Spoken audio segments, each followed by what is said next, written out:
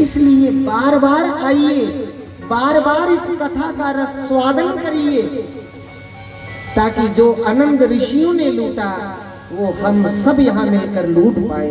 बोलिए भक्त वत्सल भगवान की। आओ अपने कार्य काम खत्म करिए, अपने बच्चों को भी लेकर आओ, क्योंकि बच्चे ना सुनना बहुत जरूरी है। बच्चों का यहाँ बैठना बहुत जरूरी है।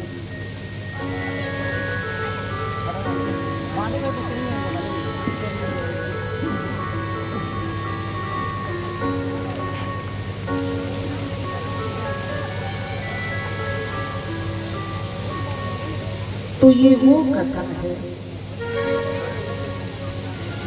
जिन्हें भक्ति दे पुत्र ज्ञान और विराग की जवानी की दो ही बुढ़े हुई रहन, लेकिन एक दिन नारद की दृष्टि पड़ी। नारद कौन है? संत। और 24 अवतारों में भगवान के एक अवतार माने जाते हैं। बोलिए देव ऋषि नारद भगवान, जिनका नाम ही नारद है। नारद, जो कह दिया उसे कोई रद्द ना कर सके, वही नारद है, वही नारद है। और नारद ने जो जो आख्या सच। मैना की आख्या जिनी मर्जी कुड़ी की पाली ले पालने विच, पर बोनी बावे करनी है। बोलो भक्त वत्सल भगवान, ते वो ही ना बावे करने हैं। नारद दियां गल्लां कदे झूठियां होईयां ही नहीं, संत दियां गल्लां कदे झूठियां होईयां ही नहीं, सच होईयां। संत ने वचन सच होईयां।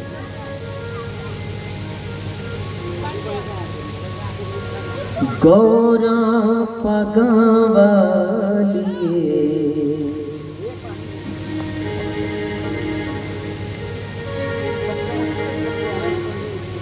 गौरा पगावालिए, शिव तेनू ब्यावन आए न।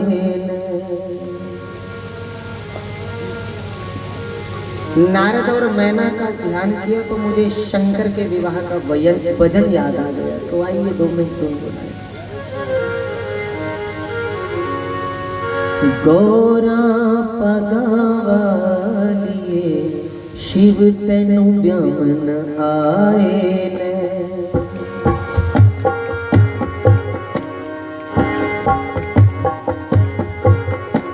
गौरा पगावालिए, शिव तेनू ब्यावन आए न। गौरा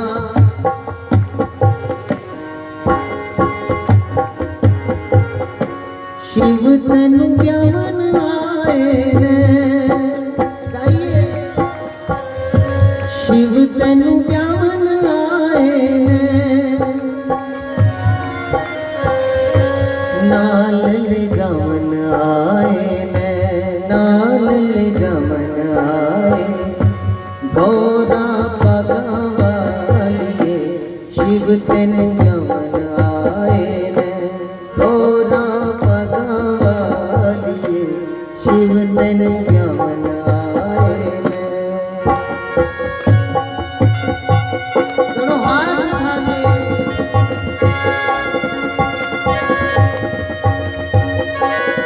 मीठी मीठी ताली मस्ती में।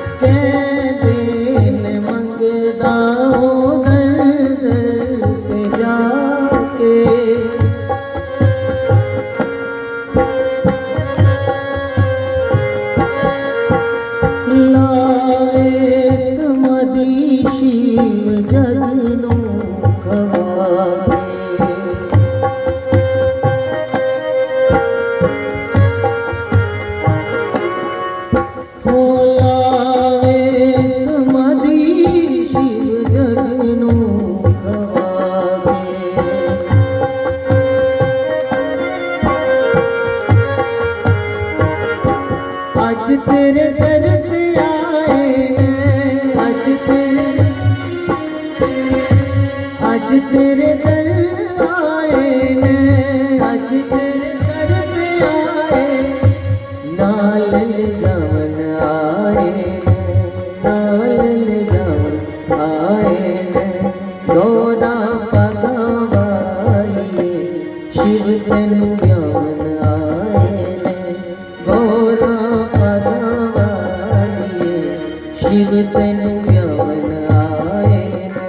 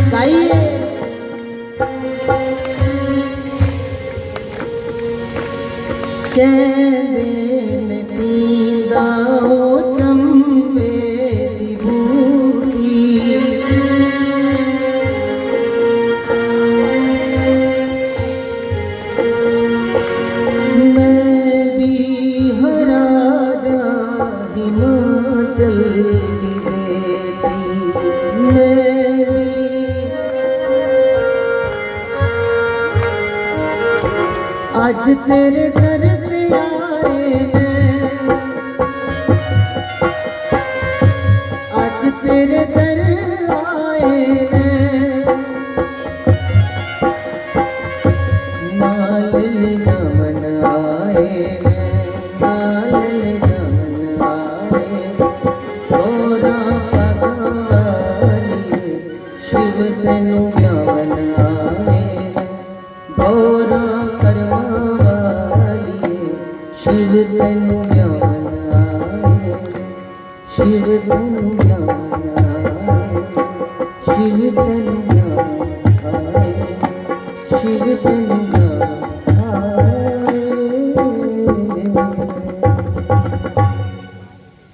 बोलिए बाल कृष्ण सनातन।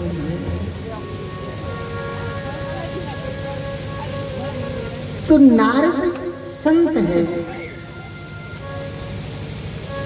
तो जब भक्ति के पुत्रों को दुख में देखा तो आखन लगे देवी मेरे हुंदे तू चिंता नहीं कर। मैं दोनों एक गल दसा, मैं 3 भाषा च कथा करना हूं और 3 भाषा मेरी बखूबी आंदी है, हिंदी, डोगरी और पंजाबी। लेकिन मैं क्यों ज्यादातर बातें डोगरी में बोलता हूँ, उसका कारण क्या कि मैं चाहना जड़ियाँ बुजुर्ग माता बेचारियाँ पेंशन लैन उठा लाने है ना, कुछ माता जड़ियाँ पेंशन लैन देंगे ना सैन नहीं होंगे स्याही करने में उठा लाने। मैं चाहना कि मेरी गल उन्हें भी समझ आई है। बोलो बत वत्सल भगवान सनातन धर्म की।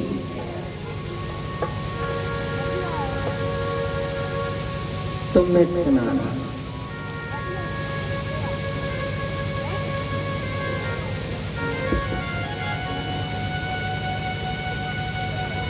नारद आखन लगे भक्ति की देवी तू चिंता न कर, तेरे पुत्रे ना दुख में दूर कर। सच्चाई है सजना, जेड़ा दुए दे प्रति लोक कल्याण की भावना रखदा ना उस समाज में हमेशा पूजिया जाता। सुनियो मेरे हाल ध्यान, मैं दसा ना कि समय थोड़े घर कोई पूछे करता हो ना कि कुदर गई तो अगर बंदा घर हो तो सुना रहा होना गे दिए सत्संग उथे गे दिए सत्संग कि अगर भैन घर हो उसी कोई पूछे कि कुथे गेद है कि वो आखा जी उन्हें गेदे ने सत्संग पर अगर इतने आने में गल्लां करा करते हैं इतने आने में दुनियादारी दी चर्चा कथा भी चलाई गई है तो यकीन मानो हम एक जगह से नहीं दो जगह से पापी बन गए घर आगा भी चोर हो ये ते रब दे घर आगा भी चोर हो बोलो बत सही इसलिए संत आखदे कथा विच अगर आए हैं तो बिल्कुल शांति करनी पड़ेगी बिल्कुल शांति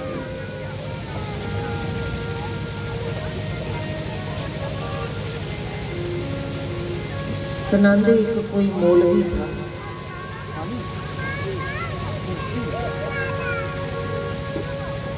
वो खुदे अपने खुदा की याद करेगा एक लड़की उधर लंघी ते ओदा पैर जेड़ा मौलवी दे दुपट्टे ऊपर होई मौलवी दे दुपट्टे मौलवी जिस समय आया ते कुड़ी भी गुस्से करने आखदा इधर आ आई आखा भी सुनाओ महाराज की होया मौलवी आखा तू बंदगी दे समय मेरे दुपट्टे ऊपर पैर धरी गई तुझे नजर नहीं आया कुछ तो मौलवी अल दिखिए वो कन्या बोली वो कुड़ी बोली वो देवी बोली आख लगी मौलवी साहब ये दसो जिस समय मैं पैर रखा थोड़े दुपट्टे ऊपर उस समय तुस के कर रहे आख लगा मैं ते खुदा की याद करा रहा उन्हें क्या सब झूठ है तो उसे खुदा की नहीं याद करा दो ना क्या पता मैं खुदा की याद करा था या नहीं उन्हें आख्या मुझे पता लग गई है मैं आख्या अगर तुस खुदा की याद करा दे होंगे ना तो ये पता नहीं लगता कि मेरे दुपट्टे ऊपर किसी ने पैर रखे है कि जा नहीं रखे है तो इस वास्ते सुनना भी बड़ी बड़ी तपस्या है सुनाना तो तपस्या है ही लेकिन सुनना उससे भी बड़ी तपस्या है सुनना उन्हें को भी बड़ा था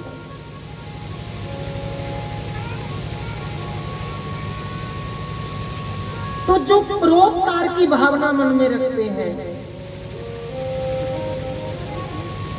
ऐसे लोग संसार में जब तक रहे तब तक भी पूजे जाते हैं और जाने के बाद भी दुनिया उन्हें पूजती है जिनके मन में परोपकार की भावना हो आज सारे अंदर परोपकार की भावना नहीं है आज महाराज बंदा अपना दुख दिखिए रोआना उन्हें दुए का कोले कटना लेकिन धन्य है नारद जैसे संत जो भक्ति से कह रहे हैं तुम चिंता मत करो मैं तुम्हारे पुत्रों को पुनः युवावस्था में लाऊंगा बोलो भक्त वत्सल भगवान तू चिंता नहीं कर तेरे जागने की मैं जुआड़ कर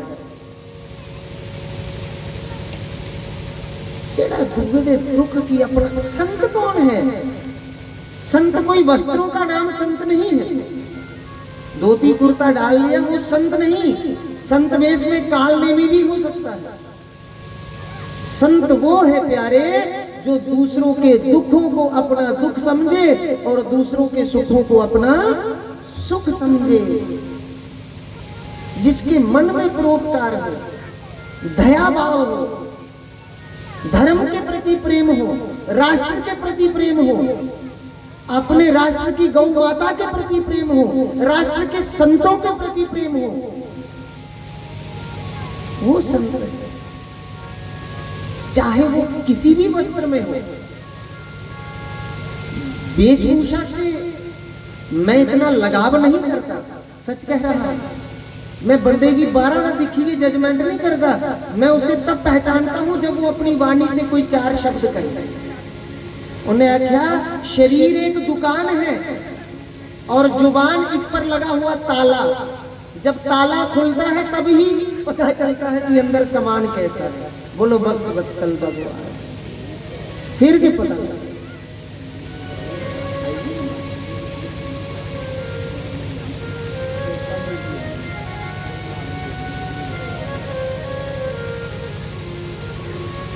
शरीर कन्नै कोई होर नहीं।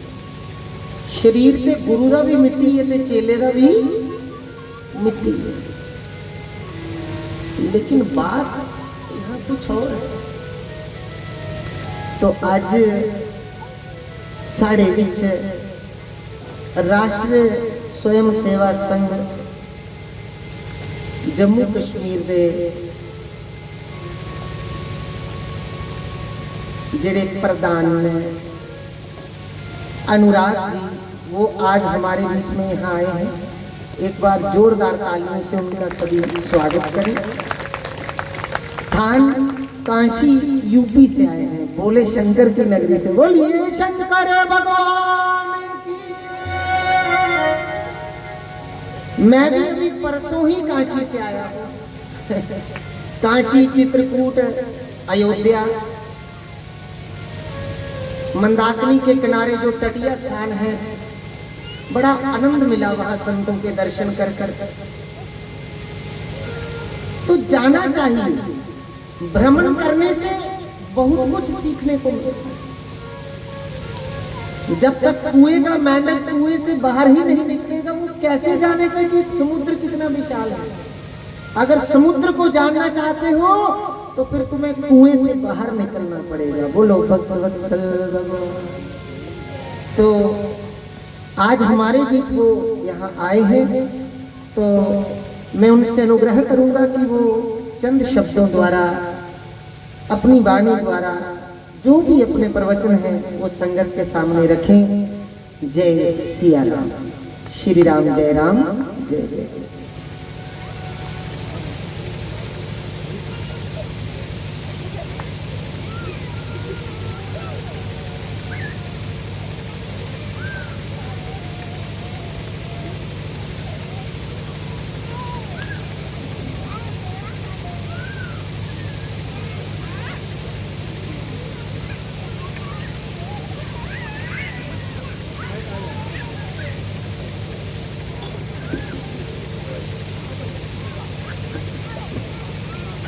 जोरदार।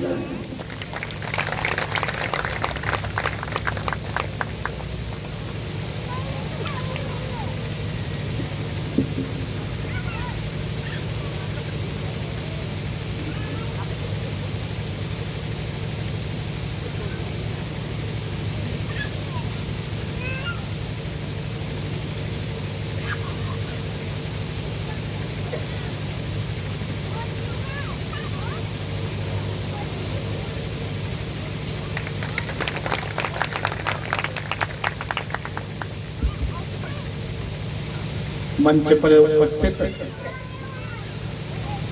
व्यासपीठ पर पूज्य शास्त्री जी महाराज जी, सामने उपस्थित देवी स्वरूपा मातृशक्ति, प्रिय सज्जन शक्ति। बाबा तुलसीदास जी ने रामचरितमानस में कहा है, बिनु हरि कृपा मिला ही नहीं संता, और बिनु संत कृपा मिला ही नहीं सत्संगा।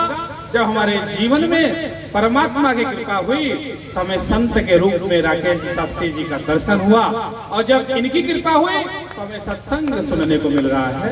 हम कुछ अच्छी बातों को सुन रहे हैं।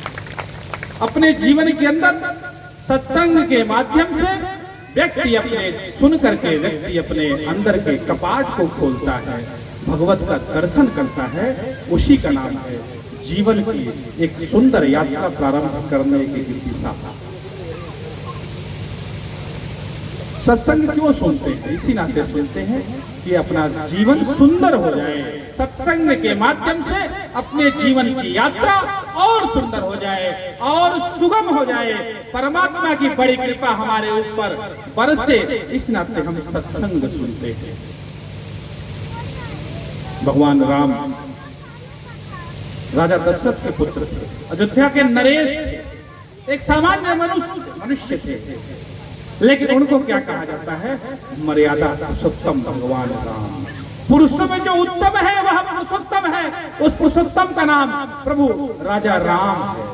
वह राजा राम जो 14 वर्षों तक जंगल में विचरण किए,